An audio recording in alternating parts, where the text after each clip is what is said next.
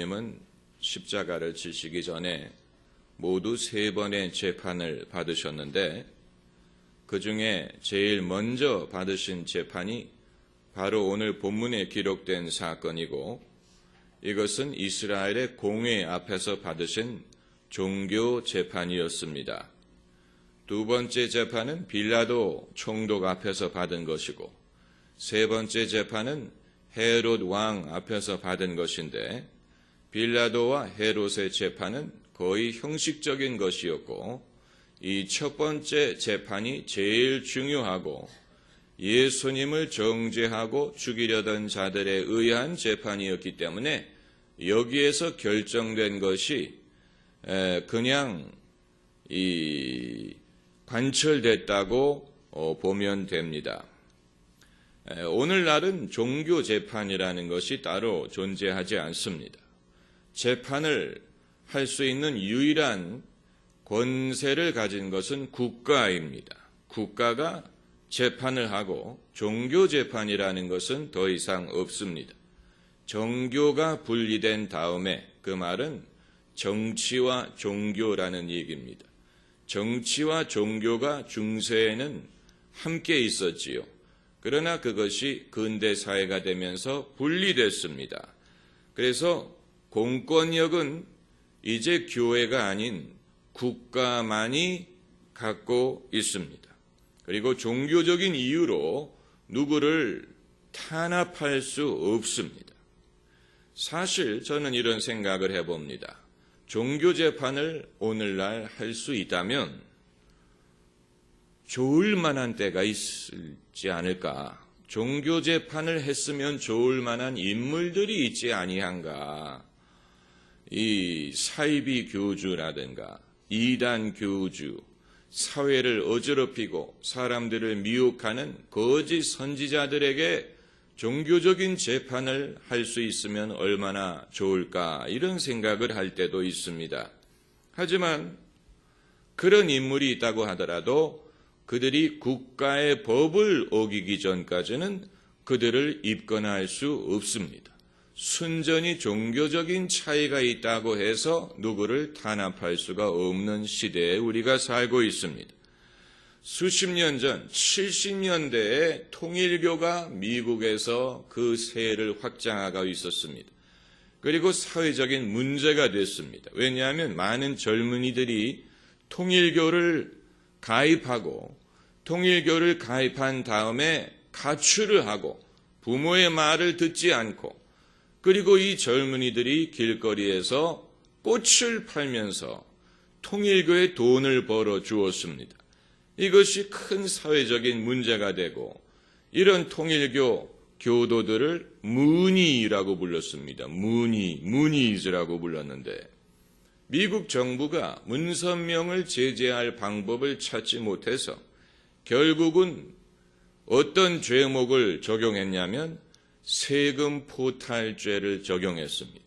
세금을 내지 않았다, 이런 식의 사업을 하는 것을 보니 이것은 종교 단체가 아니고 비즈니스인데, 비즈니스로서 세금을 내지 않았다라는 죄목으로 문선명 교주가 연방 교도소에서 몇 년 복역을 한 적이 있습니다.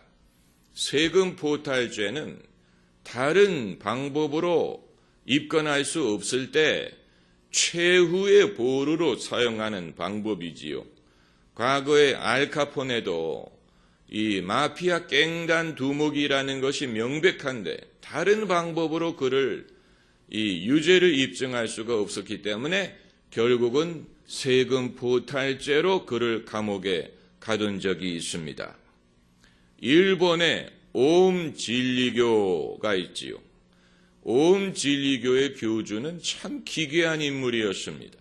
머리를 길게 기르고 자기가 무슨 예수님인 것처럼 머리도 길게 기르고 수염을 기르고 흰색 옷을 입고 아주 이상한 것을 가르친 데로 불구하고 많은 일본 사람들이 그를 추종했습니다. 그러나 일본 정부가 그를 제재할 방법을 찾지 못하다가 언제 그를 입건했냐면, 그의 지시를 받은 교인들이 일본 지하철에 살인 가스를 살포한 사건이 있었죠. 많은 사람들이 죽고 다쳤습니다. 그때 비로소 이 오음 진리교회 교주를 구속할 수가 있었고 사형 선고를 받은 것으로 저는 알고 있습니다. 우리나라에도 그런 경우가 많이 있습니다.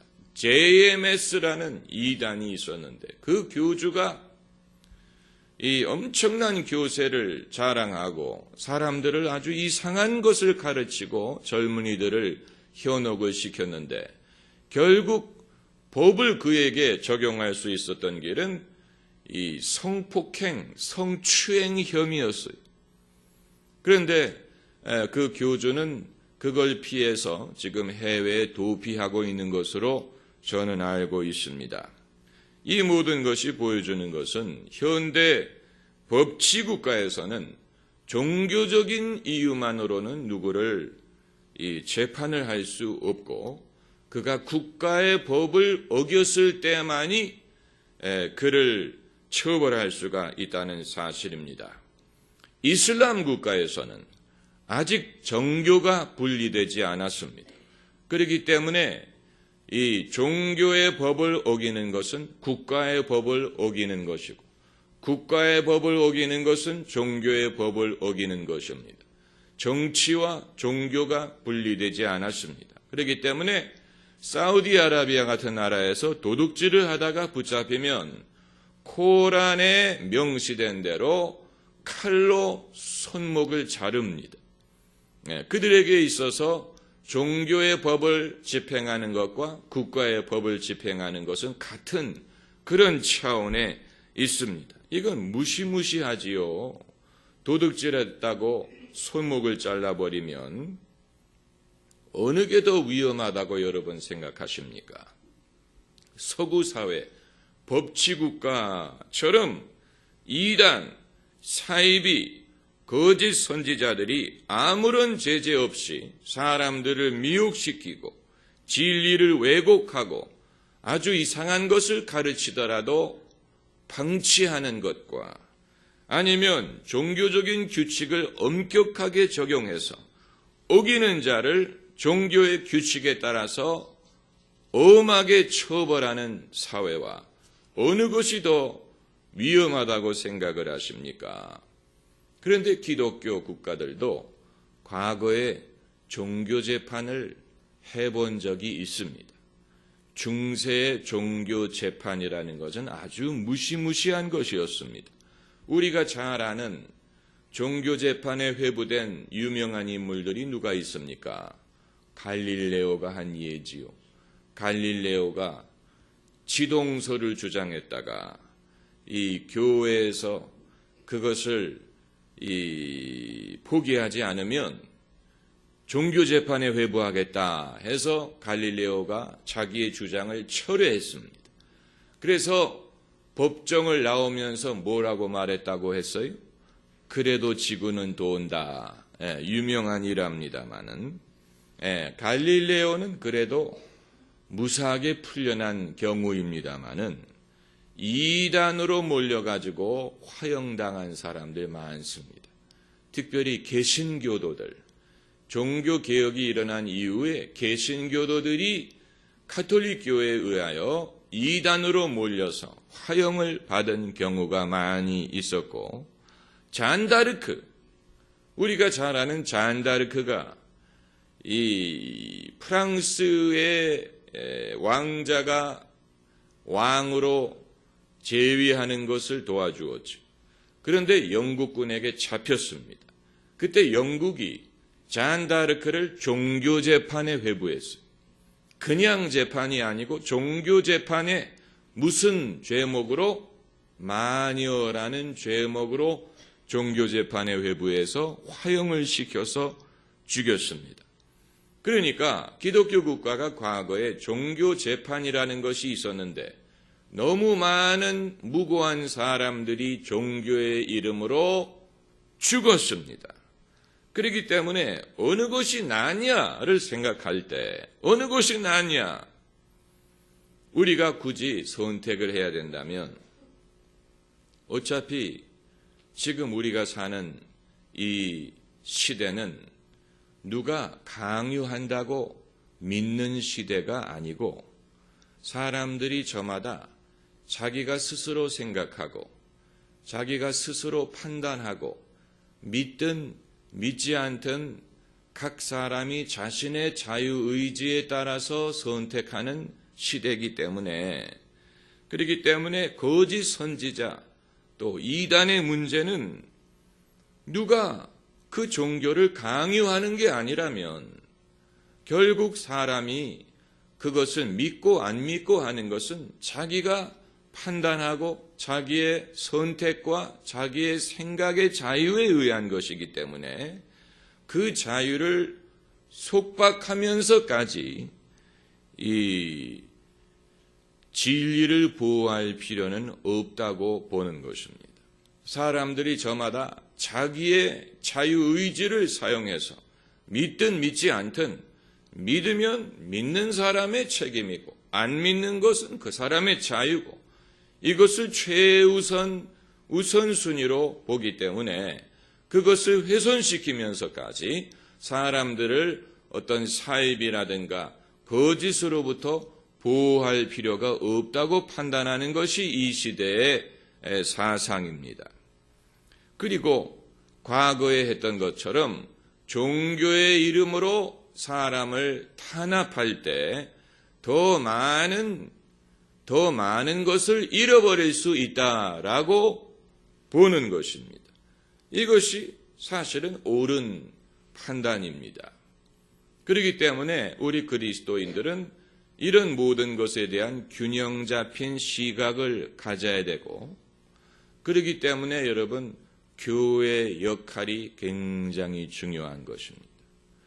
이제 이 어느 누구도 주입해서 믿을 수 있는 시대가 아니고 사람들이 저마다 자기가 직접 듣고 판단하고 그리고 책임 있는 결정을 내려야 되는 시대이기 때문에 이제는 예수 그리스도의 복음을 누가 기독교 가정에서 태어났다고 저절로 믿는다는 보장도 없고 또 기독교 문화에서 자라났다고 저절로 그것을 받아들이는 것도 아니고 미션 스쿨을 다녔다고 당연히 예수님을 믿는 것도 아니고 반대로 다른 종교의 배경에서 자라났다고 해서 그 종교를 따라간다는 보장이 있는 것도 아니고 얼마든지 누구든지 하나님이 부르시는 대로 복음을 들을 기회가 있다면 그것을 통해서 그 사람은 정당하게 믿을 수 있는 기회를 얻을 수 있는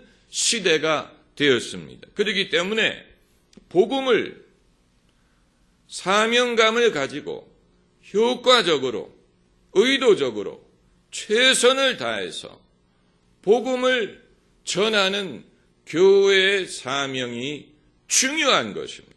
어떻게 보면 21세기 교회의 역할이 과거 중세의 유럽 교회의 역할보다도 더 중요하다고 볼 수밖에 없습니다. 왜냐하면 그 당시에는 교회가 복음을 제대로 전하든 못하든 설교를 제대로 하든 못하든 성직자들이 신학을 제대로 이해하든 못하든 기독교적인 문화고 기독교적인 신앙이 주류를 이루는 사회였기 때문에 사람들이 초이스가 없었지만 지금은 다른 종교들의 그 초이스가 많이 있고 또 안 믿을 자유가 있기 때문에 지금은 어느 누구도 자동적으로 믿으리라는 보장은 아무도 없고 각 사람이 회심을 하지 않으면 그 사람이 그리스도인이 될 수가 없는 시대입니다. 모든 사람, 대통령이든 목사의 자녀든 무슨 장로의 자녀든 모태신앙 가정에서 태어난 사람이든 아니면 불교 가정에서 자란 사람이든 이슬람 문화권에서 자란 사람이든 종교를 접할 기회가 전혀 없었던 사람이든 남자든 여자든 공산주의 국가에서 살던 사람이든 모든 사람이든 그 사람이 회심하기 위해서는 복음을 들을 충분한 기회가 있고, 그리고 하나님이 은혜를 주셔서 그 마음을 감동시켜서 마음을 열게 하시고 복음을 듣게 하시고 믿게 하시고, 그것이 그 사람을 회심하게 하는 것이기 때문에 여러분, 이제는 정말로 성경적인 원리를 따라서 우리가 이 사상과 가치관과 종교의 시장에서 최대한으로 우리의 역할을 감당해야만 하는 그런 시대가 되었습니다. 그냥 가만히 앉아서 어떻게 되겠지, 이대로 이루어가겠지라고 생각할 수 없는 그런 시대가 되었다는 것입니다. 그래서 이제 예수님의 재판 과정을 우리가 보면 사실 이것은 결과를 이미 정해놓고 재판을 하는 것이기 때문에 예수님에게 굉장히 불공평한 상황이었죠. 예수님은 이것을 각오하셨습니다. 예수님을 변호하는 사람은 한 명도 없고 예수님을 변호할 만한 증인은 한 명도 동원하지 않고 예수님에게 적대적인 증언을 할 사람만을 동원해 놨습니다. 그리고 이제 대제사장이 예수님을 직접 신문하기 시작했습니다. 그런데 예수님이 처음에는 침묵하셨다라고 했습니다. 침묵하셨어요. 61절에 잠잠하고 아무 대답도 아니하시거늘 예수님이 침묵하셨습니다. 왜 그렇습니까?